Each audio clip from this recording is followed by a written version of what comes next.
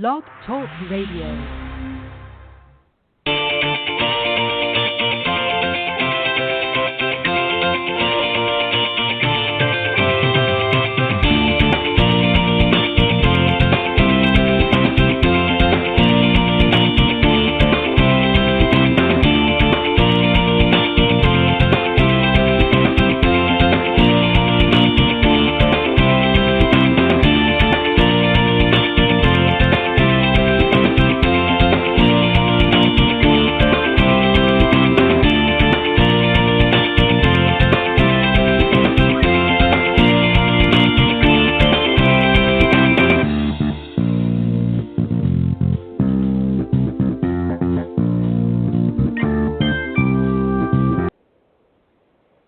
All right, good morning, everybody, and welcome to the Women of Golf Show. I'm Ted Roderico, and right alongside each and every week, of course, is none other than Legends Tour player and LPGA professional Cindy Miller, and we are the hosts of the Women of Golf Show. Good morning, Cindy.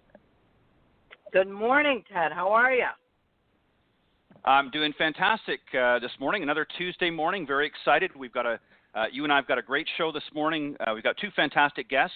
Coming up first, of course, is going to be the winner of this past weekend Symetra Tour's inaugural 2018 IOA Invitational held at the Atlanta National Golf Club out in Milton, Georgia. And, of course, I'm talking about Elizabeth Zokol. She'll be joining us here in just a moment. And then a little bit later on in the show, Cindy, we're going to be joined by Tami Fujii, who's the one of the founders and owner of Kinona Sport. So she'll be joining us on the second half of the show. So we're glad everybody joined us this morning. Let me just, Cindy, remind everybody very quickly how they can tune in. If you're somebody that's new to the show, obviously you found us. But for those that maybe are struggling a little bit, not sure where we are, go to blogtalkradio.com/Women of Golf, and that will take you to the main page. And we're live every Tuesdays from 9 to 10 a.m. Eastern. And just go to that page. We'll be front and center live Tuesday mornings. But for some reason, if you can't join us live, not to worry. Just visit that link. Scroll down to the on-demand section, and all of the shows, including today's, will be there in their entirety as, of course, they're all auto-recorded. So you can just scroll down to that on-demand section and find the show that maybe you've missed, or maybe listen to one that you've listened to before and just want to maybe some great tips on there or great guests that you want to hear again. By all means, just visit that section.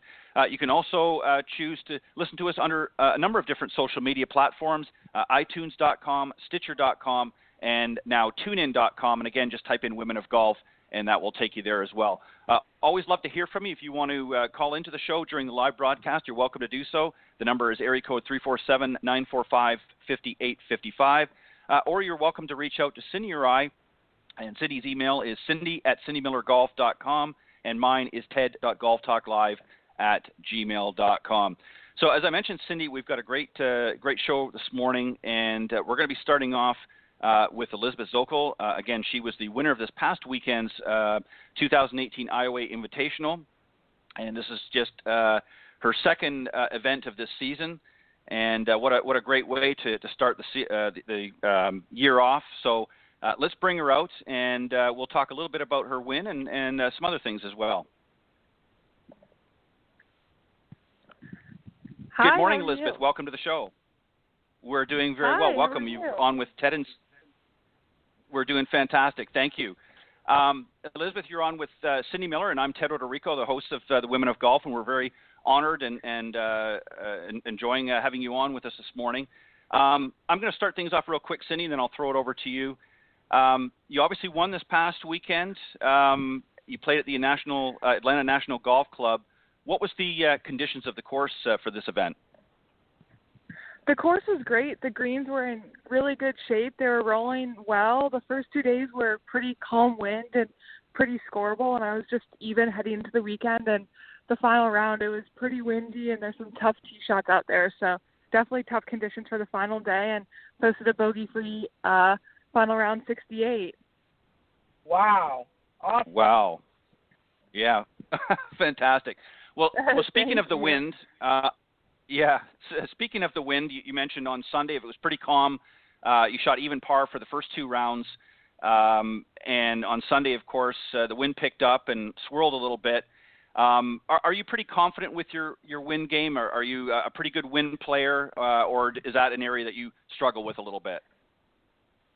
I love playing in the wind. I love playing in tougher conditions. I'm from the Chicago area, so I'm used to playing in wind and tough weather. So I was when I got out of the car that morning, I really was just excited to play with the challenge of that win. So I was just ready to go. Wow. That's awesome. And yeah, of course, being from the Windy City, that fell right into your wheelhouse for sure. Absolutely. Cindy, go ahead. So I got to ask, how many fairways, greens, and putts did you have in the last round? Did you keep track? I did. I believe I hit 12 greens in regulation, and I had 26 putts. So my putter really saved me during that round. I had a lot of good up and downs coming in, so definitely good with the short game. Awesome. Is that typically the strongest part of your game?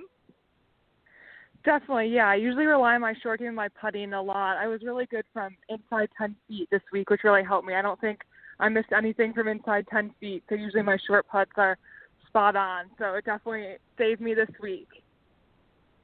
Holy Fantastic. cow, that's unbelievable. How much time do you spend practicing short putts?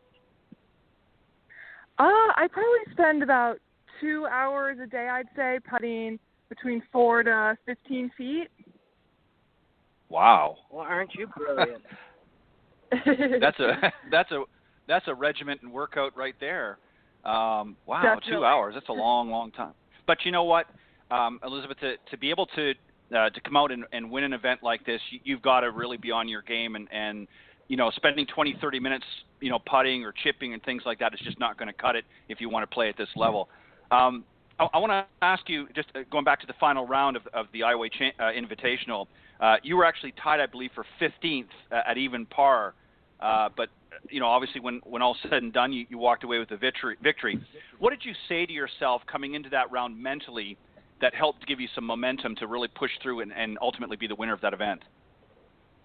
Yeah, well, the day before the final round, I was just looking at the leaderboard, and there were a lot of names at that top, a lot of people scrunched up there at the top of the leaderboard, and I kind of said to myself, this could be anyone's day. Anyone could really go out there and win it. And then when I saw that the forecast said it was going to be pretty windy, I just knew I would just stay patient during the start of the round, make a couple birdies, and just see what happened, since I was about an hour in front of the final groups there. So I just wanted to go out there and post a score and see what happened. Right. And you were, I think, 5 or 6 strokes back, if I'm not mistaken, when you began the round on Sunday? And then ultimately went ahead to win by 1? Yes, I started the day 5 shots back. Holy wow. That you can't help but think your attitude of embracing the adversity and having such a good attitude of anything can happen, endless possibilities here. You can't help but think that truly helped you. Yeah, absolutely. I definitely think it played a big role in my round the last day. I just kind of didn't let the wind get to me, and was just kind of enjoying the challenge of the day and the challenge of the course. I was just so excited to play. Did you just graduate from the University of Virginia? I graduated 2 years ago, so this is my second season on tour. Okay, and have you won before? This was my first win on the Symetra tour. Awesome. Oh, wow. And you had one of the best college coaches in the world, didn't you? Yes, absolutely, I did. Very lucky to have her. I love her. I was on Big Break reunion with Mrs. Llewellyn. Oh, wow, that's too funny. Yes. So I absolutely love her.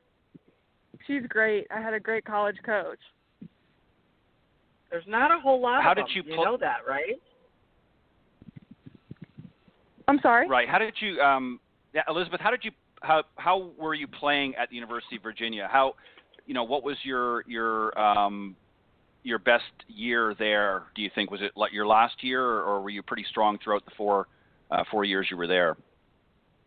It was definitely my last year. I had a good final year. I won NCAA regionals and finished as an All-American, and my team had a great final season. We won ACCs as a team and advanced the match play the national championship. So that was definitely a confidence booster as a final part of my college career, and knowing that I had a good chance of playing professionally after school.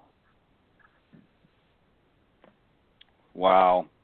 What a great springboard to bring you into playing, competitive golf on a challenging tour like Symetra. And obviously, I'm assuming your longer-term goal or maybe short-term goal, depending on your, as Cindy said, your attitude, is obviously to get out onto the LPGA Tour and grind it out with some of the best ladies in the world. What is some of your short and long-term goals? Yeah, of course, short-term goal is to get onto the LPGA as quickly as I can. I still want to keep playing well out here and prove to myself that I can do well out on the LPGA, and then, of course, just play well for a long time in the LPGA and get some top tens and just enjoy it along the way. And it's just such an amazing experience, being able to play golf professionally and have this as my job. So just enjoy it and take it all in. Did you have a major at university? What was your major at Virginia? I was a psychology major. I really enjoyed it. Oh, okay. Very Took good. Some fun classes. Very good. And yeah, it was great. Which also helps for the mental game out there for you as well, because you can kind of get into the heads of some of your competitive players and kind of read their attitudes out on the golf course. That gives you a little bit of an advantage as well, and maybe even plant a few seeds in their minds of doubt and whatnot. I know you wouldn't do that. I'm just kidding. I want to ask you something which kind of goes to the mental game real quick, and then Cindy, I'm going to throw it back to you. You were obviously very excited to come back out and play. You were off for, I think, 3 weeks. What do you do to get back into the rhythm? Because obviously, it might not sound like a lot to some of the amateurs that are tuning in this morning, but from a professional, taking 3 weeks off from play, competitive like that, I won't say it makes you rusty, but you kind of get out of that competitive rhythm, if you will. What do you do to stay competitive when you're not playing week in, week out? What do you do to keep yourself tuned up? Yeah, that's tough. It definitely felt like a long 3 weeks, and I was just ready to get out there and playing. But actually, after the tournament that we had in California, I went and played a Monday qualifier for an LPGA event just to stay competitive and try and plan something, and then took a couple days off and then got right back to practicing and getting prepared for the next event. And by the time I got to the event, we were just thrown right into practice rounds and playing, and it felt like we never left then. So I was just ready and excited to play. Wow, fantastic. Cindy, go ahead. So is the short game the strongest part of your game, or do you hit it long? Tell us what you're really comfortable with and what your gift is. Yeah, I definitely hit a long ball. So driver definitely sets me up well, and there were some reachable par fives out there. I think I birdied hole 18 every day, which was a par 5, and hole 9, I think 2 of the 3 days, which was also a par 5. So my driver definitely set me up for some good birdie opportunities. But yeah, my putting is usually pretty solid under 10 feet, so I'd say that really helped me out as well. Wow. So you got it right there. I hit it far and straight, and I putt well. That's great. Some great combinations, Cindy, for playing. It's very easy to see why she won this past weekend. Now, you said this was your first official win on the Symetra Tour. Obviously, this is going to give you some momentum throughout the season. When's your next event? It's actually this week. We start on Thursday. I'm actually out on the golf course now, about to play a practice round. So we start on Thursday. So definitely good momentum. It's nice to just keep playing. We have 2 more in a row after this one, so a stretch of 4 in a row. So definitely a good start to the 4-week stretch by winning the first one. So I'm just looking forward to keep playing and hopefully build off that confidence and momentum. Fantastic. What's the event this week? We are in Greenwood, South Carolina for an event out here. So looking forward to playing. I played the course last year. It's a good golf course in good shape, and the weather's been so nice. The people there are very nice, too, aren't they? Yeah, it's amazing. Last year, the community was so great. There were so many people out here supporting us. It was probably one of my favorite events to play just because we had so many fans and people out here, so I really enjoy being here. That's awesome. Very good. Now, something else that kind of struck me, and Cindy and I just talked for a moment before we went live. You actually switched out your irons this week, which obviously helped give you a little bit more control around the greens. What are you playing now, and what did you switch from, and why did you switch? Yeah, absolutely. So last year I played the Ping G, and I switched in December to the Ping G400, which was just the newer version of the same iron.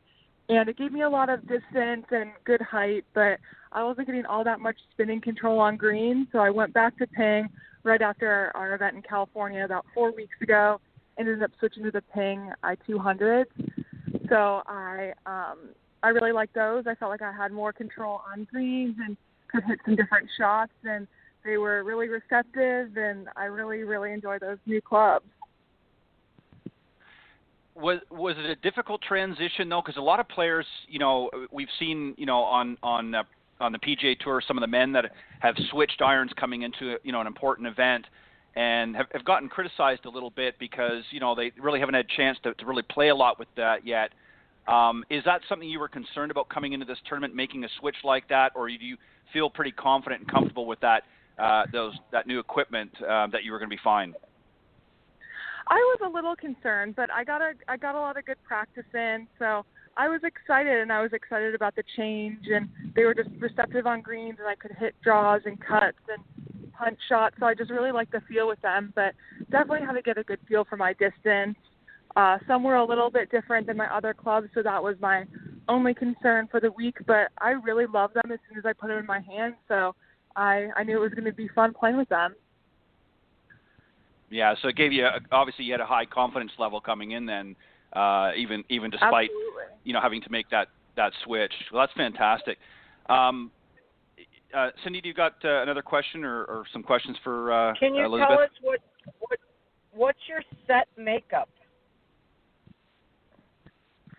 Of my clubs? Yes, I have a driver, a 3-wood, a 4 hybrid instead of a 4-iron, a 5-iron through a pitching wedge, and then I have a 48-degree wedge, 52-degree wedge, 56-degree wedge, a 60-degree wedge, and a putter. So lots of wedges in there. I'm looking at your stats right now, and your average driving distance is 284.90. Oh, my yes, Lord. So those wedges definitely come in handy, having a whole bunch of wedges just because I hit a long ball. So definitely need those wedges. How tall are you? I'm about 6 feet tall. Wow. Can I buy some yardage from you? I'd like 20 yards. What the heck, Elizabeth? That's ridiculous. Yeah, it's fun. Now, on your little bio here, it says you're only 5'7", so somebody's lying. Someone is lying on that. Yes, I am not 5'7". I promise you that. Holy. Well, cow. either that or you've grown a few inches since that bio. That's incredible. I don't think so. What's your average? Yeah, what's your average carry? I mean, that's your average yardage. Obviously, that's given some roll. What do you figure on average you carry the ball off the tee? About 250, 260 carry, I'd say. Oh my God! Wow. You ought to be. Yeah, flat. definitely a good carry distance in there. That's phenomenal. Let me ask you. Yeah, obviously, I'm assuming that you in addition to obviously playing and getting out there and grinding it every week and long practice sessions, do you also have a workout routine as well? Is there certain things that you like to do to not only keep yourself physically in shape, but strength training or anything like that to help your game? What do you do? Yeah, absolutely. I have a mix of cardio sessions some days and weight training some days. I've struggled with some knee issues for several years, so definitely trying to keep my lower body strong and healthy. So I try to lift weights, I'd say 2 to 3 times a week, depending on how tired I am, what the structure of the week is, and cardio maybe another 2 to 3 times a week, depending on if we're traveling or walking 18 holes or how that's going. But I definitely view that as very important, and I love going to the gym. It's part of my weekly routine. Wow. We got to figure out what she's doing here, Cindy, to gain some extra yards, because that's incredible. I can't believe that. That's just unbelievable. Have you always been pretty long off the tee like that? Like, I mean, obviously, it changes as you get a little bit older and a little stronger in that. But were you always pretty long off the tee when you first started coming out and playing competitively? Yeah, definitely. Probably a little bit longer than average, and I think I gained some distance just with the strength training and working on my swing and all of that. So definitely. Who was the first person? Did you have some people at the event with you, some family or friends that went to this past weekend's event with you? No family. I just had friends and stayed with a woman that I stayed with in host housing last year who was so great, and it was so fun to be back and see her. And then just my friends that I play with on tour every week, so it was fun for everyone to be there. Did you call anybody after you won? Was there anybody that, okay, I got to call this person and let them know I won this weekend? Well, I was a little bit nervous because I was done about an hour before everyone else, so I wasn't sure whether there was going to be a playoff, if I was going to win. So I was just talking to my mom on the phone for a little bit, just saying I wasn't sure what was going to happen. And then afterwards, I got a little bit overwhelmed with everything that was going on, but called my parents, talked to them for a bit. So, yeah. Very good. I'm sure they were very, very excited for you. So you've obviously got some good momentum coming into this weekend's event in South Carolina, and obviously feeling very confident in that. Are you hoping for a little bit of a win to give you that advantage again this weekend? Of course, yeah, always playing for that. So definitely just going to see what happens this week and just try and play well, but always trying for that, of course. Cindy, any final thoughts or questions that you have for Elizabeth? And then we need to let her go so she can get out and practice her round for this weekend. Well, I just want to say congratulations on a job well done, and it sounds to me like you're going to be a superstar. And the next time you talk to your lovely coach, Kim Llewellyn, you tell her Cindy Miller says hello. Thank you very much. Thank you for having me, and I will definitely tell Kim that you say hello. Thanks, honey. Perfect. Well, thank you, Elizabeth, for joining us this morning on the Women of Golf, and I concur with Cindy Miller. Congratulations again on your win last weekend at the IOA Invitational, and good luck this weekend. We hope you do well, and maybe you'll be back next week to come back and talk about this weekend's win. So have a good one, and enjoy the round. Thank you. It's nice talking with you. All right, honey. you too. Bye-bye, Elizabeth. Bye. All right, that was our very special guest this morning, Elizabeth Zockel, the winner of this past weekend's. In fact, it was an inaugural event as well on the Symetra Tour, the 2018 IOA Invitational, held at the Atlanta National Golf Club in Milton, Georgia. What a great young lady. And, God, can you believe that? 284 yards? Cindy, that just blows me away. You know what? I watch these girls on TV, and I'm like, what the heck? I never hit it that far. And I never even sniffed that far. My husband didn't hit it that far on the PGA Tour. It's unbelievable to me. Anyway. Yeah, it's amazing, when you think about today's game. In some ways, it's incredible, but in another way, it's a little bit sad in some sense because it's just, and this has been obviously, Cindy, and we won't get into it now because we've got to bring Tami out here in just a minute, but, this has been a little bit of a controversy for a number of years now with a lot of people in the golf industry is are we making a lot of these golf courses out there not necessarily obsolete, but how do we keep them challenging? I mean, these young guns that are coming out, both male and obviously female, are just beating that ball down that fairway, and it's becoming a driver wedge game pretty much. What are your thoughts there, real quick? Well, it is what it is, and people hit it really, really far. And the golf courses, there's just not going to be enough land to make them long enough. But I just, it's astounding to me. And again, I'm not hitting it any further. I'm not hitting it any shorter, but I'm not hitting it any further. So I just don't get it. I sit there in unbelief and watch these girls swing like they're not even trying, and they kill the ball. So I know that her being 6 feet tall has an awful lot to do with why she kills it. But again, there's also girls that are 5'2" that hit it 250. So yeah, it is what it is. Yeah, exactly. I think we're going to have to sort of do a cross-state course. We're going to have to put the tee in South Carolina and have the green up in North Carolina, and see if that distance will help stretch out the holes a little bit. It's just amazing, when you see some of these, and obviously on the men's tour, I mean, some of these guys are Bubba Watson's hitting some of these things, 330 to 350 yards. It's just amazing when you see that, and it just blows me away sometimes. All right, Cindy, we got to move on. So we've got our next guest ready to go here. She's one of the founders and owner of Kinona Sport. Her name is Tami Fujii. Her career spans apparel, consumer products, and technology with a passion and focus on delivering unmet consumer needs, both from a product and marketing point of view. She's built brands from the ground up and has also taken heritage brands and make them relevant for the modern-day consumer. She's a visionary leader and connector of people. In addition to her busy career with her new golf apparel startup, Kinona, Tami is a wife, mother, and daughter, and is active in her community. In her spare time, Tami loves to cook and entertain and also practice yoga. And yes, she does even get out there and swing the golf club. So let's bring on our very special guest, the owner of Kinona Sport, Tami Fujii. Good morning. Good morning. Good morning, Cindy. Oh, thank you for doing this for us. Absolutely. Thank you for having me. Well, welcome, Tami. Yeah, let's talk about.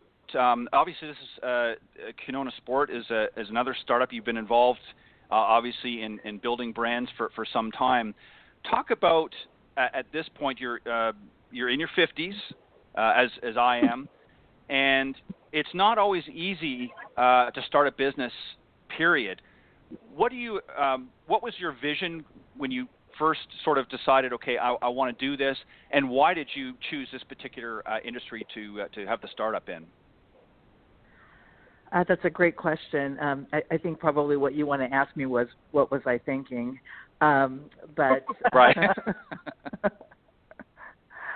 So really the vision and that started me down this path was my partner, Diane Salouche, and I have been, lifelong colleagues and friends and golf partners.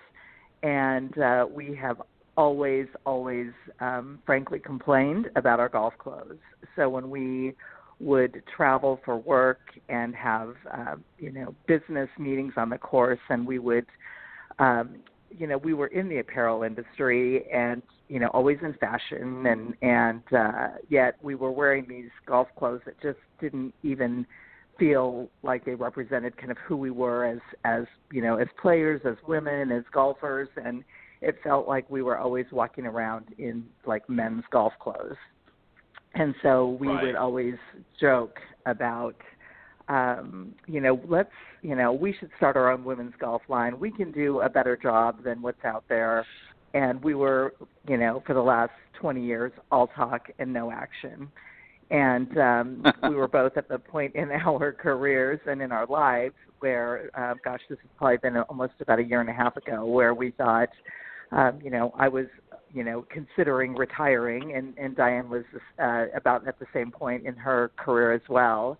And I was, doing a lot of consulting work and but clearly spending a lot more time on vacation and just enjoying my family and my new life in semi-retirement. And we made the fateful mistake of going on a golf vacation together and being at the same place at the same time, and decided, wow, like if we're going to venture into this space, it's really now or never. And so we decided that we would lock ourselves away and put together a strawman business plan, and really kind of outline what a new women's golf apparel business might look like. So to really answer your question, it was really mainly, looking at the opportunity in the market, and also our own personal frustration really with what was out there for women golfers. Right.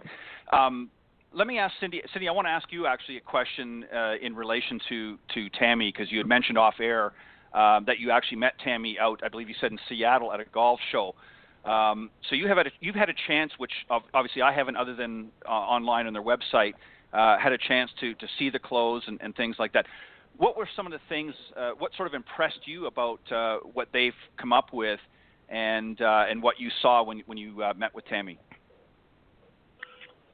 Well, Tami did not have a booth at the golf show. Tami was listening to me give a clinic. And after the clinic was over, we started talking. And I looked at her and I go, "Oh, my God, I love your shirt. What kind of shirt is that?" And she said, "Well, I made this shirt." And I said, "You're kidding." And she said, "No, we started a clothing line." I said, "Oh, my God, how cool," because I've been in the embroidery business for a long time. So she said, "Well, do you know Maura Dunn?" And I said, "Of course I know Maura Dunn. We play together on the Legends Tour." She goes, "Well, Maura's going to wear the clothing." So I felt the fabric, and I was like, wow, this is feels like pajamas, but it looks awesome. So she sent me some clothing, and that's exactly, they do feel like pajamas, and they look awesome. So that's kind of how this all started. And then I said, well, you got to be on our radio show because people need to know about Kinona Sport. Do you want to add anything, Tami? Wow. No, I think you hit it right on the head. I think Cindy and I had a great kind of back and forth in terms of what we were doing. She was promoting the upcoming Legends event here outside of Seattle, and it is and has been a kind of a great partnership, and Cindy definitely knew what she was talking about and has given us actually some terrific feedback on the line as we continue to move forward. Tami, let me ask you something. I think you kind of hit it on the head when you talked about you didn't want to be sort of wearing the same kind of clothing as what the men are out there. And I'll be the first to admit, there's not a lot of great men's lines out there, and I wish somebody would come out and change from sort of the traditional polo, that we often see. And I mean, there's some great clothing. I'm pushing middle 50, so that gives you an idea of the demographic that I'm in. And one of the criticisms I have is a lot of the clothing that is out there is really geared towards the 20-something, and it does not fit well. I mean, even though I'm tall and slender and whatnot, it's not appropriate for somebody my age. But at the same time, I don't want to look like I'm, ready for the retirement home. So when you were putting this line together for women, it's a little bit different in the women's market because women of all ages can kind of cross-pollinate clothing. I mean, you can wear things that are very young and trendy, or on the opposite side of the scale, and it's not as looked upon as differently as it is with the men. When you were putting this line together, when you and Diane were putting this line together, you obviously wanted to have something, as Cindy said, that was very comfortable, that felt like you were, relaxed at home, but at the same time looked very stylish. What were some of the thoughts when you went in as far as you not only want it to look good, but you want it to be versatile, because that's something that's important for women as well. They don't want to just have a top or something that you can just only wear for one thing. You wanted some versatility in your clothing line, correct? That is correct. That was really probably one of the biggest drivers. I think that the problem that women's golf apparel faced is the fact that you could spot a women golfer a mile away. If she was right. Running from running to the grocery store or running to pick up her kids from school, you can kind of pick us out fairly easily. And really what Diane and I were trying to do with Kinona, or are trying to do with Kinona, is really women don't live their lives anymore in these complete silos where they are going to go golfing, and then they're going to come home and change their clothes, and then they're going to go run errands or go to a meeting or, do the other parts of their life. We really know, based off of research and just, being in that demographic ourselves, that we are consistently running from point A to point B from, weeks, say, from the green to the grocery store, to dinner, to a meeting. I mean, that is how we live our lives, and we're not necessarily, we don't necessarily have time for the, wardrobe change in the middle of all of that. And so really what, certainly helped drive a lot of the styling and a lot of, what we wanted our collection to look like was the fact that, we certainly see the trends that are happening with in the athleisure space. And we thought, wow, why does yoga get to have all the fun? You see women in their yoga wear, myself included at times, 24/7. And, we felt like golf wear could really have a similar trajectory in terms of how women wear it. And so our collection tends to be much more what we call sportswear inspired. Our designer comes from the sportswear industry, and he takes all of his cues from that industry and not necessarily from what's happening in golf. And from that, we were really able to develop a line that looks very kind of appropriate for a woman golfer, just a woman as she's like moving through her day, very seamlessly. Right. Yeah, and that's important, and you're exactly right. I think that one of the problems is, women don't want to look like they're in athletic mode all day long. They want something that certainly will fit the bill when it's appropriate, but they also want something, again, going back to that word versatile, that they can also wear without having to go home and do a quick change, because a lot of times they're on the fly. They're, maybe playing a quick 9 holes with some of their friends or business associates, and then they want to go out and do something else. They don't want to feel like they have to go and completely change their wardrobe. They want something that's versatile. So I can see how that's very important.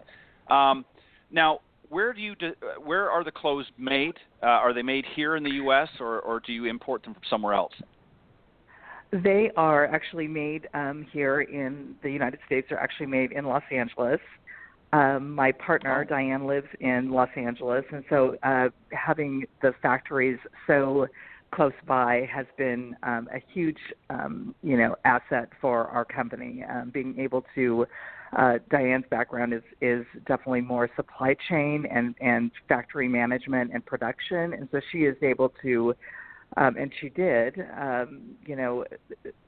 has able to really oversee a lot of what we are doing in those particular factories to make sure that the quality is great, that we're working hand in hand with the production folks there to make sure that the quality is great, that the fit is great. The name Kinona in Hawaiian means shape.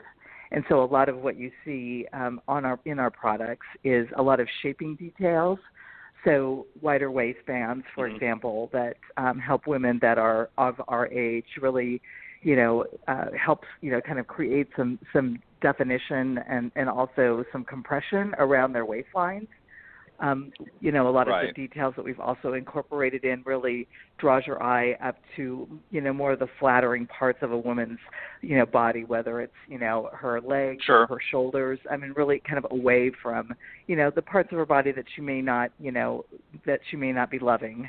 And so that's really probably one of the biggest product differentiators and feature differentiators for Kinona, and being able to manufacture that and have that really be a core difference from our brand, and being able to kind of monitor that almost daily when we were in production is a huge, we consider that to be really part of our competitive advantage.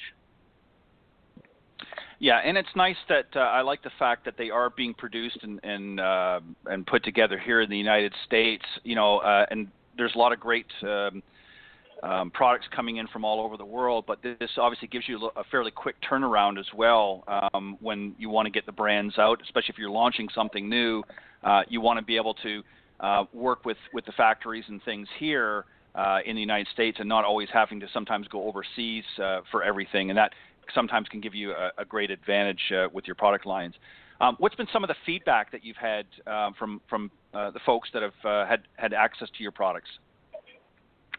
We've actually been overwhelmed by the great feedback we've received to date.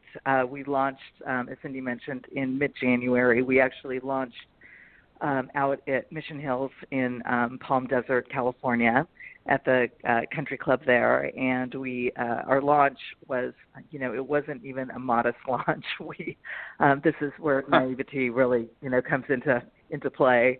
Our first launch was for 150 women at an 18-holers event. It was their kickoff event, and we were not sure what to expect, but we had 150 women who were just coming in off of the course, and they're excited. They, probably have had a glass of wine or two and were completely in shopping mode. We were really kind of overwhelmed by the response that we got there. I also think that, part of the other, component of the response that we have received, as Cindy mentioned again, is around the fabric that we're using. The fabrics that we're importing for the collection are all coming in from Italy. And they're actually fabrics that are from the swimwear industry, and so inherently there's some great. Oh, okay. Wow. They all have all of our fabrics have 4-way stretch, so they don't bag at the knees or bag in the bum. They stretch with you and move with you. So when you're picking your ball up out of the cup or putting your tee in the ground or taking that swing, it's the fabric is really does move with you, but it also gives you just a little bit of compression where you want it.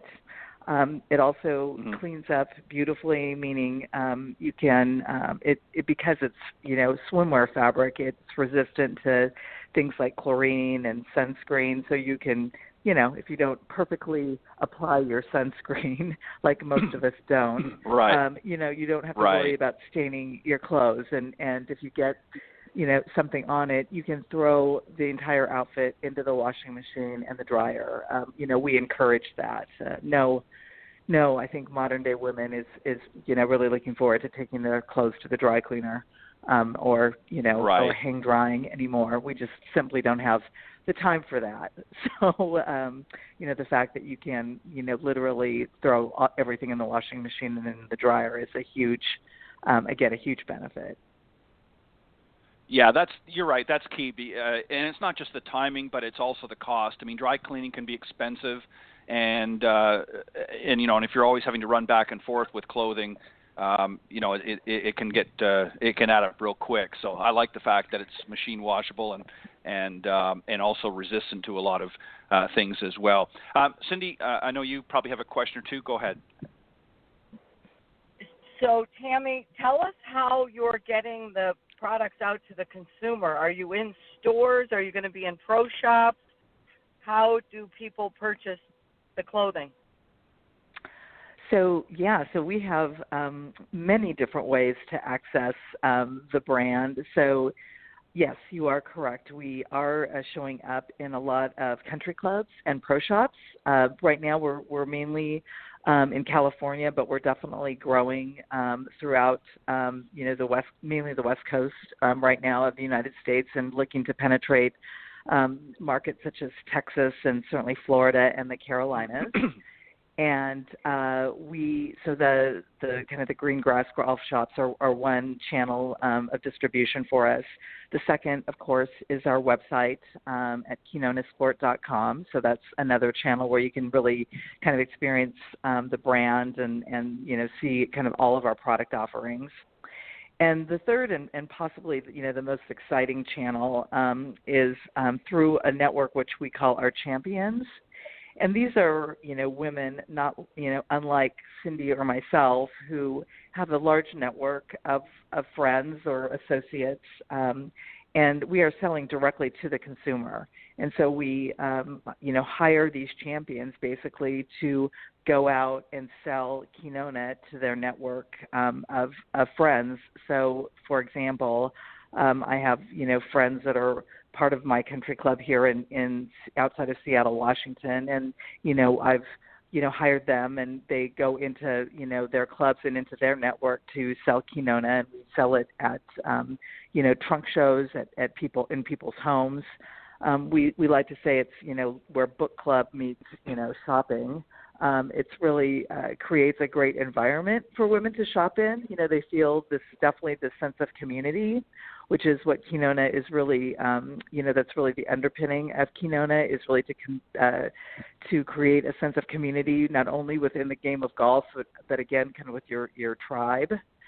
And it's really been, a fantastic way for us to also get immediate consumer feedback, for other, women to meet other women, and to also be able to really tell our story and to create a very experiential interaction with the consumer. So really, at the end of the day, if you think of all the touch points that Kinona has, it's really, we go from the very transactional, meaning, there's definitely people out there that, just want to buy their product online, which we all, allow, of course, via our website, to a very, what we call high-touch experience, which, are these, in-home trunk shows where you can, try the clothes on in the, in the comfort of somebody's home, and, probably have a glass of wine and some appetizers and meet some great women. And it not only, enables women to buy great golf clothes, but it also enables our champions to make a few extra bucks. And we like to say this isn't probably your, you're not going to maybe get rich quick here from, earning a ton of money, but we just think it's a great way for women to, empower, each other, and to feel like they're, making their own contribution. And, a lot of our champions are, women that are, kind of coming off of a full-time career and still want to work and still want to get out and meet people, but they don't really want a big old corporate job anymore. We've got very, very accomplished, possibly way overqualified champions as part of our lineup, but they're, they've all been, professional, very successful women for companies such as, Nike and Tail, and a lot of women actually that have come out of the pharmaceutical industry that are just kind of natural salespeople, and women that have worked at Nordstrom that are so familiar with a great customer experience that it's been, just terrific to get them all together and to be able to convey and really use them as ambassadors of the brand. So that's probably been, our biggest differentiator as a brand, but also I think the most rewarding in terms of having that face-to-face consumer interaction. Yeah, I would agree with that. I think that's a great idea. Obviously, as you said, a lot of people, there are people out there that maybe have a preference of ordering online, but at the same time, there's also a lot of women that want that interpersonal relationship with somebody that they can come to and say, okay, what have you got now? What's new and exciting for this season? And actually get a chance to try them on, because you can't, sometimes pictures, don't do the items justice sometimes, and you want to be able to get out there, but at the same time, going to a big box store or something like that sometimes isn't always convenient. So as you said, it becomes more of a social thing as well, interaction with some of your champions. I think that's a great idea. Cindy, any final questions or thoughts, and then we'll wrap up. What if someone was interested in becoming a champion? How would they reach out to you?